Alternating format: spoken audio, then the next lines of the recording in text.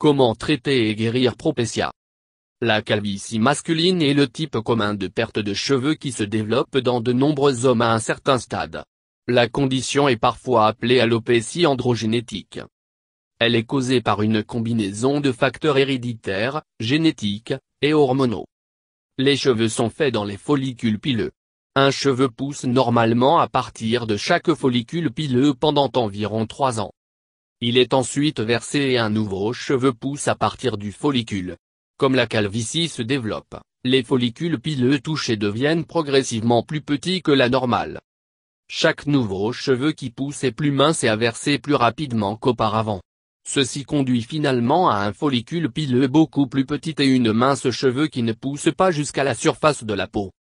Les hormones mâles sont impliquées dans la cause de ces changements. Les follicules pileux convertissent la testostérone, l'hormone mâle principale, dans une autre hormone appelée dihydrotestostérone. Follicules pileux touchés deviennent plus sensibles à la dihydrotestostérone, ce qui provoque les follicules pileux à rétrécir.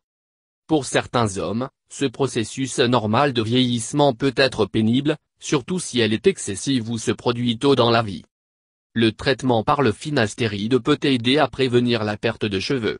Il agit en empêchant la conversion de testostérone en dihydrotestostérone.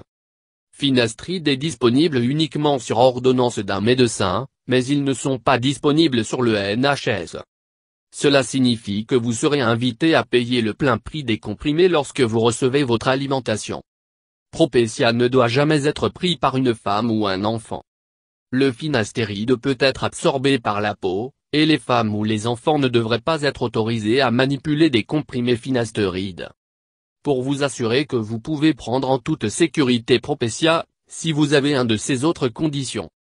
Maladie du foie ou des tests d'enzymes hépatiques anormales. Cancer de la prostate. Un trouble de la vessie musculaire. Sténose de l'urètre. Si vous êtes incapable d'uriner, ou si vous avez déjà eu une réaction allergique à un médicament appelé dutastéride, Avodart. Effet secondaire Propecia. Obtenez de l'aide médicale d'urgence si vous avez un de ces signes d'une réaction allergique, rhuche, difficulté à respirer, gonflement du visage, des lèvres, de la langue ou de la gorge. Si vous remarquez des morceaux de poitrine, douleurs, écoulement du mamelon, ou d'autres changements du sein. Ceux-ci peuvent être des signes de cancer du sein masculin. Moins graves effets secondaires Propecia peuvent inclure l'impuissance, la perte d'intérêt pour le sexe, ou de la difficulté à avoir un orgasme. Éjaculation anormale. Gonflement de vos mains ou des pieds. Gonflement ou tendresse dans vos seins. Étourdissement, une faiblesse. Se sentir comme vous évanouir. Mal de tête. Nez qui coule, ou démangeaison de la peau. Les effets secondaires sexuels de Propecia peuvent continuer après vous arrêter de prendre ce médicament. Effet sur poil. Quand le finastéride est utilisé pour régénérer les cheveux du cuir chevelu, on peut également inhiber la croissance des poils du corps. La raison en est que la DHT stimule la croissance des poils chez les mâles adultes et la formation de DHT est bloquée par le finastéride. Traitement. Thérapie classique. De nombreuses études ont porté sur des hommes calvitie féminine /oblique, et il y a des preuves substantielles de l'efficacité de minoxidil topique et finastéride. Minoxidil topique, 2% et 5%, et le finastéride sont les seuls traitements approuvés par la FDA pour la perte masculine de cheveux chez les hommes de plus de 18 ans. Topique minoxidil 2% est le seul traitement approuvé par la FDA pour le modèle féminin perte de cheveux chez les femmes âgées de 18 ans. Finastéride, Propecia, ce médicament est approuvé par la FDA pour traiter la calvitie masculine chez les hommes de plus de 18 ans, et est disponible en comprimé d'1 mg à prendre une fois par jour. Finastride agit en bloquant la conversion de testostérone en DHT. Beaucoup d'hommes prenant finastéride l'expérience d'un ralentissement de la perte de cheveux, et certains peuvent éprouver une certaine croissance de nouveaux cheveux. Approche alternative.